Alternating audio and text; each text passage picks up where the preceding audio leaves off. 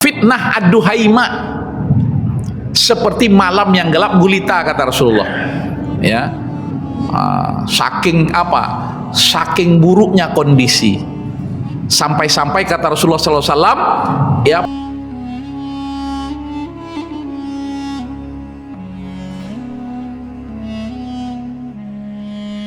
Alhamdulillahirabbil alamin wa bihi nasta'in wa ala umuri dunya waddin. Allahumma a'inna ala dzikrika wa syukrika wa husni ibadatik. Allahumma innaka afuwun tuhibbul afwa fa'fu anna. Allahumma inna nas'aluka ridhaka wal jannah wa na'udzubika min sakhatika wan nar. Amin ya rabbal alamin. Bapak Ibu sekalian yang berbahagia, pertama sekali kita memanjatkan puji dan syukur kehadirat Allah Subhanahu wa taala atas karunia yang Allah berikan, kasih sayang yang Allah anugerahkan pada kita. Kita dalam keadaan sehat, bisa bersama-sama, bisa berjamaah, dan mudah-mudahan pertemuan-pertemuan kita ini, Masya Allah, kasih Pak, dari satu pertemuan pada pertemuan yang lain, dari satu jamaah ke berjamaah yang lain, dari satu zikir ke zikir yang lain, dari satu diskusi ke diskusi yang lain, menambah ukhuwah kita, semangat kita. Dan sebagaimana Allah kumpulkan kita di dunia ini, di masjid, dalam amal-amal soleh. Ini berapa orang-orang tua nih ketemu terus nih ketemu di masjid nih, ketemu di masjid nih. Alhamdulillah ketemunya di masjid ya Pak ya.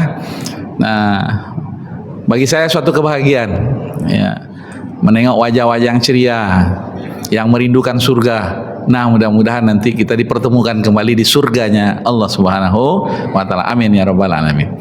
Kemudian mari kita bersolawat dan menyampaikan salam kepada teladan kita, Nabi Muhammad sallallahu alaihi wasallam. Allahumma shalli ala sayyidina Muhammad wa ala ali sayyidina Muhammad. Assalamu alayka ya Rasulullah. Kita telah menyelesaikan kajian terkait dengan fenomena fitnah. Ada 4 fenomena fitnah. Ini sebagai ringkasan yang sudah kita kaji. Yang pertama, bahwasanya fitnah-fitnah itu silih berganti. Yang kedua, fitnah-fitnah itu menembus hati. Yang ketiga, fitnah-fitnah itu banyak dan berat-berat. Bahkan nanti semakin ke akhir zaman semakin berat fitnahnya.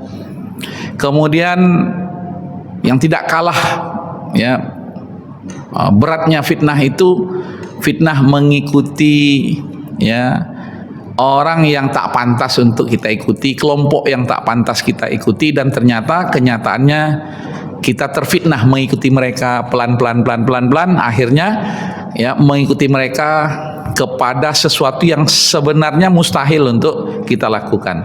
Nah, itu yang terakhir kemarin ya, hadis la tattabi'anna sanana man kana qablakum shibran bisyibrin, ikut mereka sedikit-sedikit sampai kemudian mereka masuk ke lubang biak, kamu pun ikut masuk ke dalamnya. Masya Allah ya, na'udzubillah, mudah-mudahan kita dijauhkan dari fenomena fitnah tersebut. Dan hadis ini berkaitan dengan yang disampaikan oleh Umar Ibn Khattab ya, tentang apa? Fitnah itu seperti badai yang dahsyat ya, gelombang yang luar biasa di tengah lautan ya, yang kita memang perlu mewaspadainya. Nah, kali ini insya Allah kita bertemakan mengkaji tentang jenis-jenis fitnah. Kalau kemarin 4 ya, ada 4 fenomena fitnah, bagaimana fitnah itu di lapangan. Nah, sekarang ini jenis-jenis fitnah. Nah, kita mengklasifikasikan kajian kita terkait dengan jenis fitnah ini. Yang pertama yang terkait dengan waktu dan tempat. Nah, ini mudah-mudahan malam hari ini bisa kita tuntaskan. Ya, kalau enggak yang waktunya saja, karena ini terkait dengan waktu saja dah banyak ya, dan ada mungkin beberapa penjelasan yang juga perlu agak kita detailkan. Kemudian jenis yang kedua terkait dengan ya fitnah-fitnah yang terkait dengan ibadah dan akidah. Nah, ini ya, ini diantaranya ya, Islam itu sampai ke akhir zaman nanti itu dianggap asing. Dan sekarang sudah mulai terasa asing. Nah, ini terkait dengan ibadah dan akidah. Ya, Begitu ada nanti berapa fitnah yang terkait dengan sholat, terkait dengan masjid, terkait dengan khutbah. Nah, itu nanti kita sampaikan telah diwanti-wanti ya oleh Rasulullah Sallallahu Alaihi Wasallam, nubuat ya, dikasih tahu oleh Rasulullah fitnah yang berkaitan dengan ibadah dan akidah. Yang ketiga ya, jenis fitnah yang terkait dengan muamalah. Nah, ini banyak ya, di antaranya ya fitnah yang disebut dengan apa, fitnatus sarra, dibentangkan dunia ini kita berkompetisi berlomba-lomba, tapi kemudian kita lupa dengan Allah Subhanahu wa taala. Kemudian normalisasi riba. Normalisasi apa lagi? Jual beli yang di situ ada ghararnya ya. Bahkan diangkat dewan syariahnya nanti. Ini mungkin agak lumayan nanti kajinya di sini ya. Fitnah yang keempat, jenis yang keempat ya, yang disampaikan, yang dikhabarkan ya dari nubuatnya Rasulullah SAW yang terkait dengan apa? Politik dan kekuasaan. Nah, kalau sudah politik biasanya terkait dengan kekuasaan. Bagaimana rusaknya penguasa-penguasa itu sudah disampaikan oleh Nabi kita Muhammad Sallallahu Alaihi Wasallam ya. Berhukum kepada yang bukan hukum Allah. Kemudian apa lagi? Kezoliman di mana-mana. Ya, terus ketiadaan pemimpin. Sampai-sampai nyari imam sholat pun susah. Betul nggak? Nah, jangankan imam yang tinggi itu, ya, imam tuh semua umat Islam nih, imam sholat itu susah. Nyari khotib, ada bingung di beberapa masjid. Kalau Baitul Muktamar ini ustadz semua ini. Ya, ini berapa masjid itu? Nah, itu udah bingung itu kalau sempat ustadznya nggak datang. Kadang ustadznya terlambat, sakit perut, ya biasalah. Kadang hujan deras dan lain sebagainya. Di sana hujan, di sini rupanya nggak hujan. Nah ini ya, Bapak sekalian, ibu-ibu yang dirahmati oleh Allah Subhanahu Wa Taala. Kemudian ya, nanti ada fitnah-fitnah yang terkait dengan apa? Perilaku, masya Allah, ya, akhlak. Luar biasa. Dan hari ini kita melihat, dan nanti ada hadis-hadis dari nubuahnya Rasulullah SAW ya, yang terkait dengan apa, dekadensi moral ini dan sebagainya. Masya Allah ya, Bapak Ibu sekalian. Nah, pada malam ini kita bahas dulu ya, fitnah apa yang berkaitan dengan waktu dan tempat. Yang pertama yang berkaitan dengan fitnah nubuah Rasulullah terkait dengan fitnah setelah munculnya, fitnah setelah wafatnya Umar ibn Khattab. Nah, ini menarik ya, dari Huzaifah ibnul Yaman. Memang ya, sahabat Rasulullah yang satu ini, beliau ini kan intelnya Rasul ya. Kalau udah terkait dengan ya, apa namanya itu, dengan akhir zaman itu beliau melek. Makanya beliau banyak meriwayatkan hadis tentang nubuah akhir zaman ya dari Rasulullah Sallallahu Alaihi Wasallam. Ya, waktu itu kata Huzaifah, kami ini duduk bersama Umar ibn Khattab. Kemudian ya, Umar ibn Khattab bertanya tentang siapa yang tahu hadis Rasulullah tentang fitnah, ya, tentang fitnah. Kemudian yang beliau maksud fitnah di sini adalah fitnah yang besar. Bukan fitnah laki ya, laki-laki suami dengan istri ya, atau dengan anak tetangga, itu bukan itu yang dimaksud. Tapi ini fitnah yang apa? Yang besar. Yang tadi kita sebut fitnahnya ya dengan 4 fenomena fitnah itu. Nah ini. Nah, yang menarik dari hadis itu, kemarin kan sudah kita jelaskan tentang hadis itu ya. Yang diantaranya adalah hadis tentang apa? Fitnah itu dihamparkan ke hati setiap manusia seperti apa, tikar yang digelar, yang dibentangkan. Nah, ini kan hadisnya panjang. Nah, kemudian ya, Huzaifah, ini yang menarik dari Huzaifah tadi itu terkait dengan fitnah yang dihamparkan dalam hati itu. Kata Huzaifah apa? Antara engkau ya dan fitnah itu ya, kata Huzaifah, ada sebuah pintu yang tertutup. Nah, ini ya, ada sebuah pintu yang tertutup. antara engkau yaitu Umar Ibnul Khattab, karena ada majlis di situ, ada Khalifah Umar Ibnul Khattab.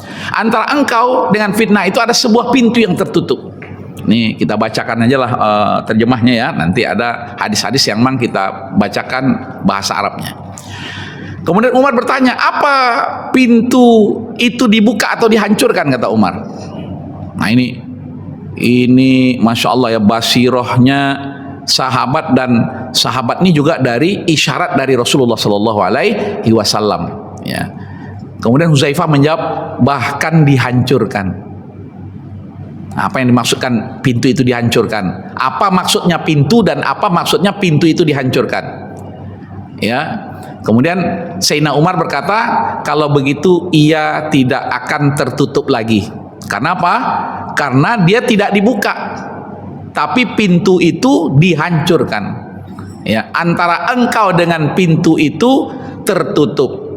Kemudian pintu itu dibuka atau dihancurkan, kata Umar. Nah, Huzaifah menjawab dihancurkan, bahkan dihancurkan. Kemudian Umar Ibn Khattab nih, firasatnya juga luar biasa, karomahnya luar biasa. Ya, kalau mau kita tahu karomahnya Umar Ibn Khattab, sahabat-sahabatnya ini terkait dengan manakib. Jadi kalau ada pembahasan tentang manakib sahabat, nah itu karomah-karomah mereka itu. Ya, dan diantaranya ini ada firasat.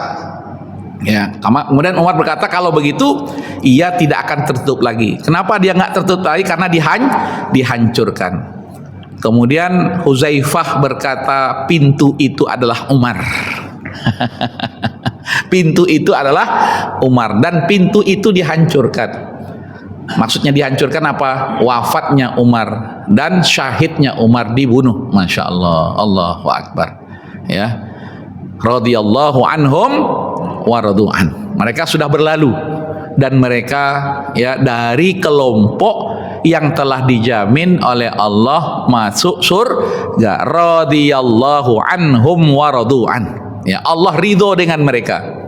Ya, radhiyallahu anhum wa radu'an, dan mereka ridho juga dengan Allah.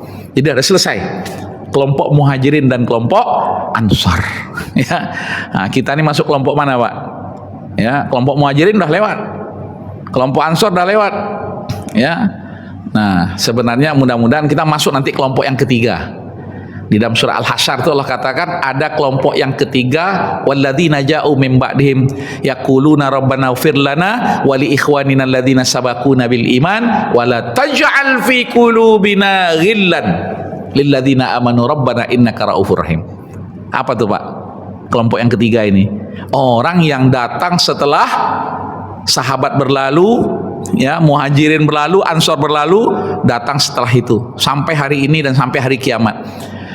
Apa ciri khasnya kelompok yang ketiga ini, dan dia akan ada sampai hari kiamat? Dia selalu berdoa apa? Mohon ampunan Allah dan mohon ampunan bagi saudara-saudaranya yang telah berlalu. Ada kita berdoa untuk memohon ampunan kepada diri kita, pasti. Dua orang tua kita, iya. Untuk saudara-saudara kita, iya. Nah ini jangan lupa, Pak ya, bagian dari Allah sendiri yang menyebut ini kelompok yang ketiga. Ya, kalau masuk kelompok Muhajirin udah lewat, udah jauh. Kelompok Ansor sudah tidak ada lagi. Ya, kelompok tabiin aja kita masih jauh, ya. Nah, tapi ada kelompok yang setelah datang setelah itu, yaitu apa? Kelompok yang ciri khas mereka itu apa? Berdoa. Apa doanya? Rabbana ighfir lana, ya Allah ampuni doa-doa kami. Wali ikhwanina, dan ampuni saudara-saudara kami alladzina sabaquna bil iman, yang telah beriman terlebih dahulu, lebih dahulu dari kami, tapi mereka kemudian sudah wafat, sudah syahid di jalan Allah Subhanahu wa taala. Nah, ini mudah-mudahan, Pak ya, payah enggak kira-kira jadi kelompok yang ketiga ini? Nah, itu. Tapi di akhir doa itu apa? Wala taj'al fi ya Allah, jangan sampai di hati ini apa? Ada ghil. Apa tuh? Setitik rasa ndak suka dengan saudaranya. Ada kira-kira kadang ndak suka dengan saudara kita? Nih apa kok baun banama? Ya, makanya insya Allah mudah-mudahan kita ini diberi hidayah oleh Allah untuk apa? Mendoakan, ya, berdoa pada Allah untuk diri kita dan saudara-saudara kita yang telah mendahului kita, dan menjauhkan diri kita dari apa? Ghil. Apa itu ghil itu? Dengki atau sesuatu yang nggak enak. Ghil itu nggak nyaman dengan orang lain. Ya, wala taj'al fi qulubina ghillan lil ladzina amanu rabbana innaka ra'ufur rahim. Ini ya, kalau mau selalu didoakan, mudah-mudahan ya kita menjadi bagian ya dari kelompok yang ketiga. Nah ini, jadi ternyata pintu itu adalah Umar. Ya, ini bisa kita buka dalam Sahih Al Bukhari di 7096, kemudian Sahih Muslim di 144. Nah dari hadis ini, ya hadis yang panjang ini, ada pelajaran yang bisa diambil, ya, tentang apa? Tentang waktu yang berkaitan fitnah yang akan muncul, yaitu apa? Fitnah-fitnah itu yang besar-besar itu datang setelah wafatnya Umar Ibnul Khattab. Maka dikatakan Umar menjadi penghalang fitnah besar. Makanya tidak ada fitnah di masanya Umar Ibnul Khattab. Walaupun ya umur pemerintahan beliau itu tidak lama, ya kan? Tapi lumayan juga lah, ya. Tidak ada fitnah-fitnah besar itu enggak. Bahkan masya Allah, ya, tentang pemerintahan itu, tentang administrasi, tentang akuntabilitas, tentang profesionalitas, itu dibangun di masanya Umar Ibn Khattab. Makanya kalau kita ya kembali kepada fikih-fikih klasik itu, banyak istihad fikih di zaman Umar Ibn Khattab. Ya, makanya sampai-sampai itu setan itu kalau udah mendengar Umar mau lewat di situ, dia nggak berani. Begitu. Ya, bagaimana fitnah itu akan muncul, ya kan? Umar sendiri karena kesolihannya menjadi penghalang fitnah-fitnah besar, ya. Kalau fitnah-fitnah kecil ya biasalah, ada seorang ibu, ya kan, ini Umar nih nggak peduli dengan aku, katanya. Akhirnya malam itu juga Sayyidina Umar membawakan apa? Kebutuhan ibu itu, masya Allah. Nah, setelah Umar Ibn Khattab inilah, ya, karena tadi disebut dengan dihancurkan, wafatnya Umar Ibn Khattab dan beliau syahid, ya, maka kemudian mulailah muncul di antaranya fitnah politik, ya, sampai kemudian puncaknya, ya, yang luar biasa itu di masa Utsman Ibnu Affan, ya. Kalau Umar Ibn Khattab itu benteng keamanan umat, nah maka di zaman, ya, Utsman Ibnu Affan itu pintu fitnah itu mulai terbuka, ya. Nah ini masya Allah, ini dari Huzaifah, ya, berkata bahwa Umar Ibn Khattab bertanya kepadanya tentang fitnah besar, kan, inna bainaka wa bainaha baban mughlaqan. Jadi pintu tadi itu, nah begitu terbuka pintu itu, bukan terbuka kan, dihancurkan pintu itu, ya, yaitu dengan syahidnya Umar mulailah terjadi, ya, fitnah, ya. Nah mengapa? Nah, dari hadis ini, mengapa setelah wafat Umar fitnah mulai meluas? Ya, Bapak Ibu sekalian, Umar Ibn Khattab wafat tahun berapa? 23 Hijriah. Dan sampai Umar Ibn Khattab, ya, ketika beliau berkuasa itu wilayah Islam ini sudah semakin luas. Nah, jadi ini juga, ya, apa namanya, barokah, ya, dari kepemimpinan Islam. Tapi di sisi yang lain muncul kelompok-kelompok yang menyebarkan apa? Ya itu, kepalsuan yang tadi di hatinya ada dengki. Wong di masa Rasul aja, tapi tidak menjadi fitnah besar. Ada Musailamah Al-Kadzab. Di masa Abu Bakar, ya, dia menjadi apa? Memerangi, ya, memerangi kaum muslimin sehingga kemudian mereka diperangi, ya, karena murtad. Mereka sudah punya panglima perang, ya, Musailamah itu, sehingga kemudian diperangi di zaman Abu Bakar. Itu tidak begitu besar fitnah. Di zaman Umar hampir yang boleh dikatakan, ya, kecil sekali fitnah-fitnah itu. Tapi kemudian setelah Umar meninggal, nah ini, ya, luas wilayah yang semakin, ya, apa namanya itu, ya yang semakin meluas, kemudian muncul kelompok-kelompok ya baru masuk Islam, sementara dia tokoh masyarakat, terus ya apa namanya masih terbawa-bawa ajaran yang sebelumnya dan lain sebagainya. Di sisi yang lain meningkatnya ketidakpuasan politik di sebagian wilayah, karena ya khas kepemimpinan Utsman ibnu Affan ini, ya walaupun beliau ini apa namanya khalifah, tapi beliau ini apa, orangnya lembut. Bahkan kata Rasulullah SAW, Utsman ini ya bawaan khasnya apa, pemalu. Coba, tapi dibalik ya itu Rasulullah SAW memberikan kemuliaan kepada ya Utsman ibnu Affan ini, diberikan apa, 2 anaknya. Meninggal 1 anak perempuannya, dinikahkan lagi dengan anak yang 1, masya Allah ya. Ini kemuliaan yang Allah beri, Rasulullah SAW berikan kepada Utsman ibnu Affan. Tapi di sisi yang lain ada ketidakpuasan politik di sebagian wilayah ya, di samping ada apa, kekuatan-kekuatan asing yang ingin memecah belah ya. Tugasnya iblis, setan itu kan itu, dan tugasnya orang-orang nggak suka dengan Islam itu adalah memecah belah ya, sehingga puncaknya apa, syahidnya Utsman ibnu Affan ya pas 10 tahun setelah wafatnya Umar ibnul Khattab. Jadi pemerintahan beliau itu ya 10 tahun, tahun 35 berarti dari tahun 23 Hijriah ke 35 berarti berapa itu? 12 tahun ya, mohon maaf, 12 tahun ya, 12 tahun ke pemimpinan ya Utsman ibnu Affan ya.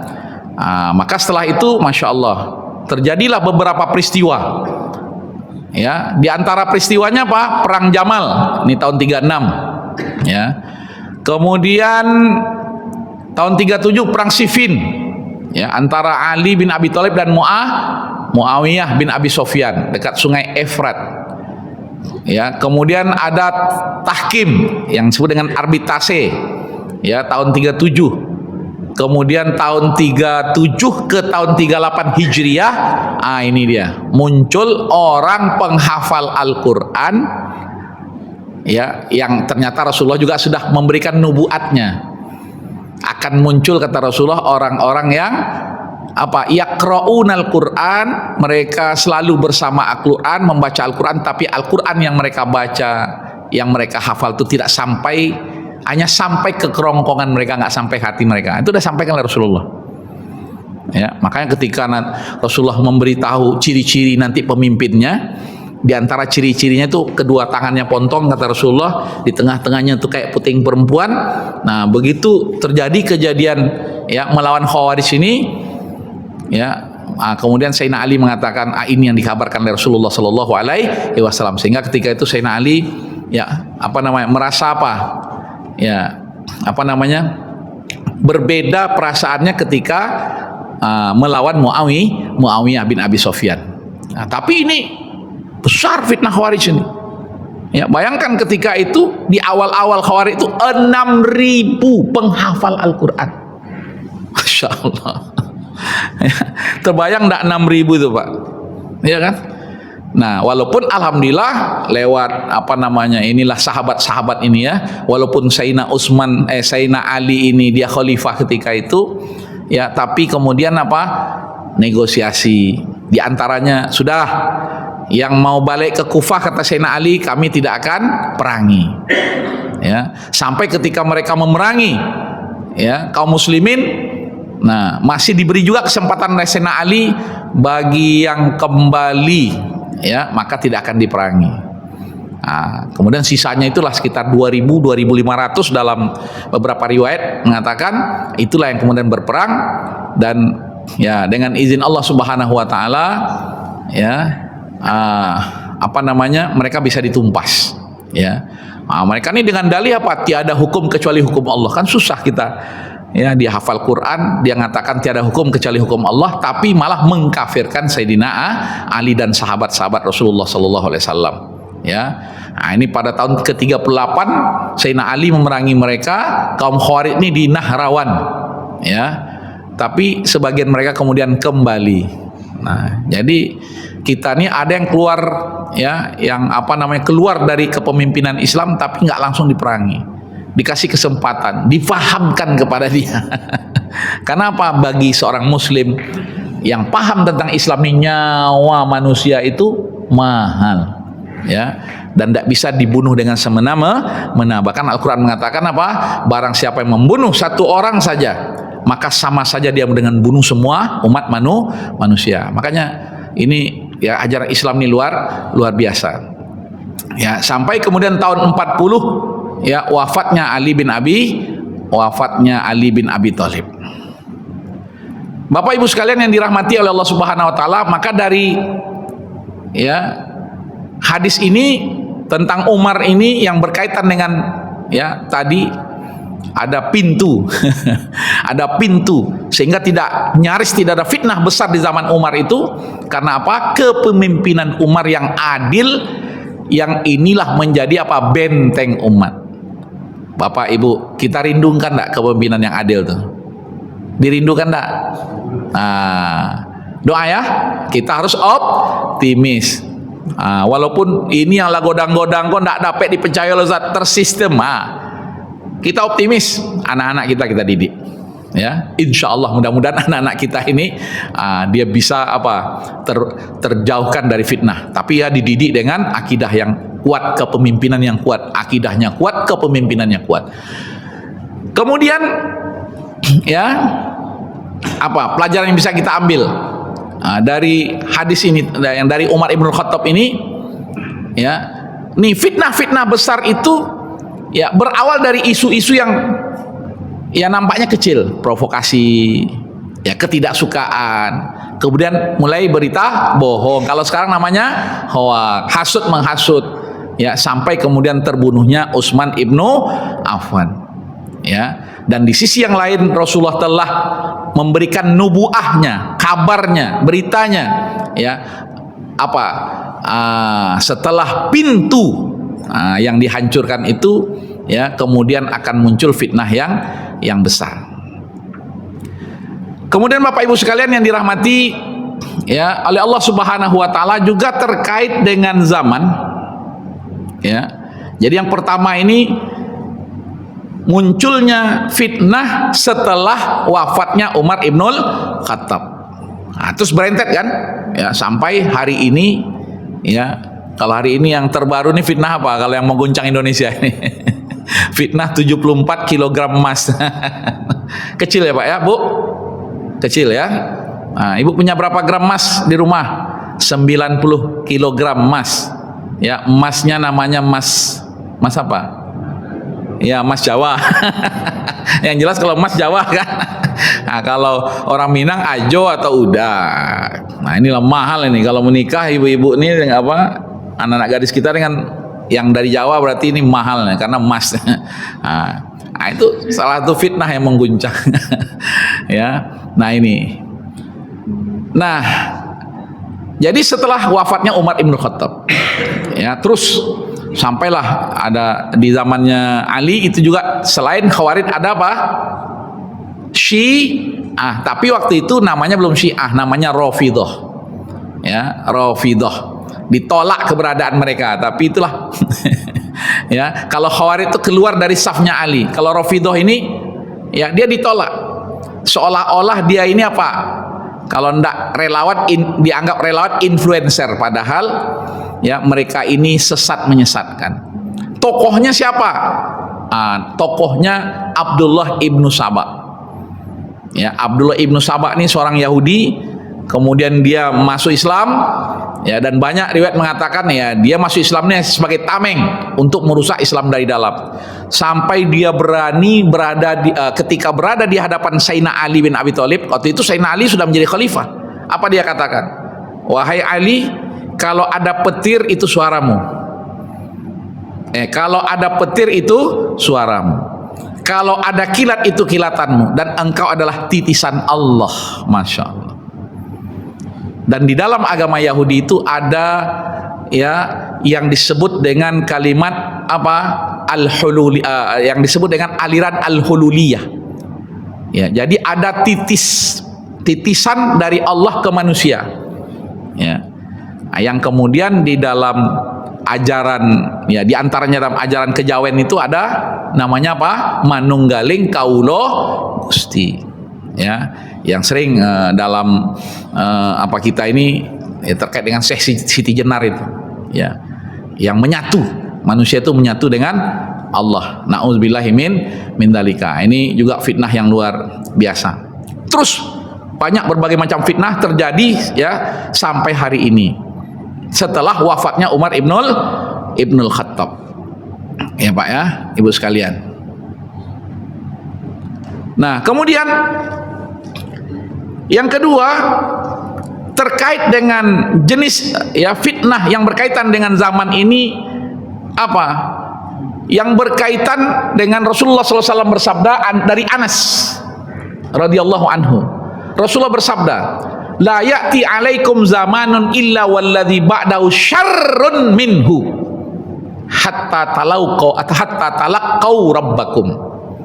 Ya, Rasulullah bersabda dari Anas, tidaklah datang suatu zaman kepada kalian melainkan zaman sesudahnya lebih buruk kondisinya. Apa Pak? Lebih buruk. Semakin hari semakin buruk kondisinya daripada sebelumnya, hingga kalian berjumpa dengan Rabb kalian. Ya, Masya Allah. Ini hadis diriwayatkan oleh Imam Al-Bukhari, hadis 7068. Nah, Ibnu Hajar Al-Asqalani menjelaskan ya yang dimaksud dengan apa? Kondisi zaman, nah, karena ini berkaitan dengan waktu kan, yang lebih buruk. Ya. Secara umum kata Ibnu Hajar Al-Asqalani, ilmu berkurang. Ya. Ulama wafat, banyak yang wafat. Mulailah wafatnya sahabat-sahabat besar, sahabat-sahabat kecil, sampai kemudian wafatnya tabi'in, ya. Masya Allah, mereka ini apa? Orang yang Allah ridho dengan mereka dan mereka ridho dengan Allah, sudah dijamin masuk surga. Ya. Kemudian kata Ibnu Hajar, keadilan yang berkurang. Kemudian kata Ibnu Hajar juga, ya, kenapa lebih buruk? Karena kebatilan semakin dominan. Kita masih ingat nggak dulu itu ada kalau ada yang berbuat, kita bilang itu kasuistik, oknum. Iya Pak ya. Kalau sekarang gimana? Mau dibilang oknum? Yang nggak berbuat malah jadi asing kan. Jadi ya ini sudah mulai nampak ya dari hadis Rasulullah Shallallahu Alaihi Wasallam. Ya, nah apa yang dimaksud ya dengan berkurangnya ilmu syar'i? Kata Ibnu Hajar, berkurangnya ilmu syar'i ini dijelaskan dalam hadis yang lain. Ya, dari hadis yang diriwayatkan oleh Imam Al-Bukhari, ya juga yang diriwayatkan oleh Imam Muslim, yang hadisnya innallaha la yaqbidul ilma intiza'an. Nah, itu hadisnya masyhur sekali. Sesungguhnya Allah tidak mencabut ilmu dengan mencabutnya dari dada manusia, tetapi Allah mencabut ilmu dengan mewafatkan. Walakin yaqbidul ilma bi qabdil ulama. Allah mencabut ilmu dengan mewafatkan para ulama. Nah, ini yang dimaksud ya. Apa namanya? Berkurangnya ilmu syar'i karena apa? Berkurangnya ulama. Ya, wafatnya para ulama. Nah, ini. Wafatnya para ulama berarti kita kehilangan apa? Rujukan. Sekarang banyak nggak artis? Ya kan? Nah, mohon maaf, jangan marah. Baru masuk Islam diundang kemana-mana, akhirnya bicara macam-macam. Kita juga bingung. Ya, yang kasihan yang awam kan. Kalau kita ustadz kita senang aja karena apa? Dia semangat. Ya kan? Bagaimana? Ya ceritanya, kisah dia sampai kemudian dia memeluk Islam. Tapi kemudian tidak berkembang ilmunya. Sementara dia diundang kemana-mana. Mulailah ya. Beristihad tanpa dasar ilmu, sehingga apa? Kebodohan dan kesalahan semakin meluas. Nauzubillah ya. Nah ini, tetapi Bapak dan Ibu sekalian, nah ini yang harus digarisbawahi dengan berkurangnya ulama nih, bukan berarti apa? semua orang menjadi buruk. Tidak. Ya. Yang dimaksud di sini ini ya ulama-ulama besarnya yang wafat. Ya, wali-wali Allahnya, ya kan? Termasuk apa? Para mujaddid. Ya, kadang kita nih nyaris sampai sulit menemukan ulama ya yang apa? Satu sisi amar ma'ruf, di sisi yang lain nahi mungkar. Yang banyak tuh apa? Amar ma'ruf. Kalau soal nahi mungkar, wah, betul, Pak, Bu. Nah, ini ya. Nah, itu, Ustadz, nanti udah datang Intel ke rumah. Udah nelpon. Ya, Ustadz, bisa nanti kita ketemu di kedai kopi. Kedai kopi. Nah, ini siapa? Bilang lagi gini. Tadi Ustadz bicaranya begini Ustadz. Ya, kurang baik juga Ustadz. Ustadznya didoktrin sama orang nggak paham agama. Kenapa? Ini perintah. Ya Pak ya. Nah, tetapi di sisi yang lain Rasulullah SAW memberikan berita gembira. Tidak semua yang buruk itu. Apa kata Rasulullah? La tazalu ta'ifatun min ummati zahirina 'alal haqq. Akan senantiasa ada, kata Rasulullah, sekelompok dari umatku yang tetap berada di atas kebenaran. Masya Allah, Allahu Akbar. Yang menjadi pertanyaan kan, kita masuk enggak? Apa? Nah, mudah-mudahan kan kita ini termasuklah. Ini udah dahsyat, Ustaz, buruknya, baunya, busuknya misalnya kan. Nah, yang jadi pertanyaan, kita masuk yang di mana? Nah, jangan sampai nanti malah kita ya terbawa-bawa ini nanti menjadi apa? Menjadi termakan fitnah. Itu dia namanya apa? Taifah. Ya, taifah min ummati. Yang oleh para ulama dikatakan taifah mansurah. Ya, kelompok yang dimenangkan oleh Allah. Dan biasanya kelompok-kelompok ini banyak atau sedikit, Pak? Nah, sedikit atau banyak? Sedikit. Tapi apa kata Allah dalam Al-Quran surat Al-Baqarah? Wa kam min fi'atin qalilatin ghalabat fi'atan katsiratan biiznillah. Boleh jadi karena yang sedikit ini ya Allah stop azab untuk didatangkan kepada kaum tertentu. Karena apa? Ada sedikit nih yang terus berpegang kepada kebenaran. Dihadapi itu penguasa-penguasa yang zalim itu. Walaupun kemudian kayak di Mesir di penjara. Ya. Ada salah seorang ustadz di Mesir itu ya, saya ketemu itu 18 tahun di penjara. Padahal dianya ceramah. Ya. Nah, begitu ceramah ditangkap. Jadi dari yang ada nih kalau di sini enak nih. Kalau di Mesir tuh nggak dianggap udah nggak sesuai, itu suka-suka Intel tuh aja diambil dibawa langsung. Ya, nggak tahu dibawa kemana, disiksa. Ya, nanti udah berapa hari dibalikkan. Kemudian ya di Mesir itu pula kelebihannya. Nggak ada apa ya, urat takutnya tuh hilang. Sehingga akhirnya dia berdakwah lagi, ditangkap lagi. Sampai terakhir tuh ditangkap 18 tahun. Ya Allah. Dan banyak sampai hari ini mohon maaf. Ya, mereka ini tanpa pengadilan. Ditangkap, kalau bahasa kita dulu kalau zamannya Orde Baru apa tuh? Subversif. Ya, ditangkap tanpa pengadilan. Ya Allah, zalim yang luar biasa. Tapi Pak, ya, mereka ini tetap berpegang. Nah, yang saya menarik itu dari orang-orang Mesir ini apa? Ya, ada, karena ini ditangkap nih, anak banyak. Ternyata mereka ini ya peduli terhadap keluarga-keluarga yang ditangkap-tangkap ini, sehingga anaknya tetap bisa sekolah. Ya, sampai begitu sudah keluar dari penjara setelah 18 tahun itu, ya dia nengok anaknya udah besar. Anaknya sudah besar-besar, masya Allah. Dan tetap anak-anaknya menjadi anak-anak yang baik. Ya, ketemu ayahnya, wah, masya Allah. Ya, ini di Mesir nih. Di sini ada nggak kira-kira kayak ini? Nggak ya, nggak sampai begitulah. Sampai hari ini masih ya di Mesir ini. Nah ini, ya Bapak Ibu sekalian yang dirahmati oleh Allah Subhanahu Wa Taala, tadi apa? Semakin hari semakin buruk. Maka ada dalam hadis Rasulullah SAW tentang apa kata Rasulullah? Fitnah ad-duhaima. seperti malam yang gelap gulita, kata Rasulullah. Ya, saking apa? Saking buruknya kondisi. Sampai-sampai kata Rasulullah SAW, ya paginya dia beriman, sorenya dia telah murtad. Sore beriman, besoknya sudah berubah keyakinan. Nah, itulah saking apa? Saking kondisinya, fitnahnya luar biasa.